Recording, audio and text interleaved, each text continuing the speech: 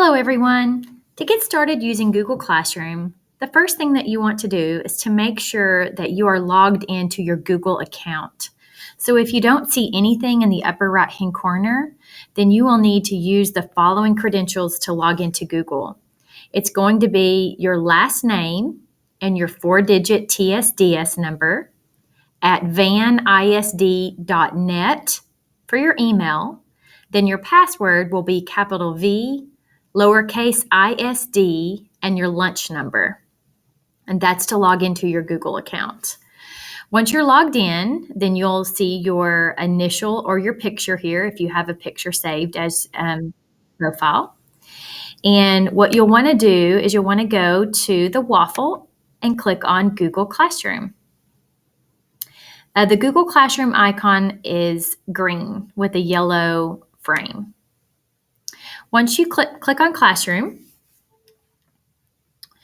you will notice that any Google Classrooms for which you've been invited will be here.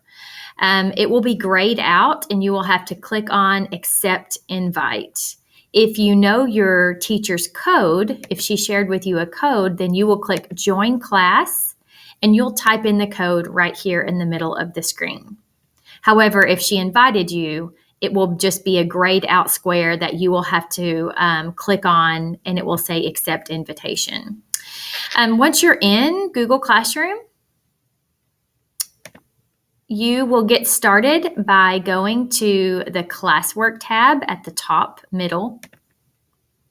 And you will go find the unit that you're on or week if your teacher organizes by week and day, and you'll get started working on that assignment. And that is how you access Google Classroom, how you get into your teacher's classroom, and how to get started.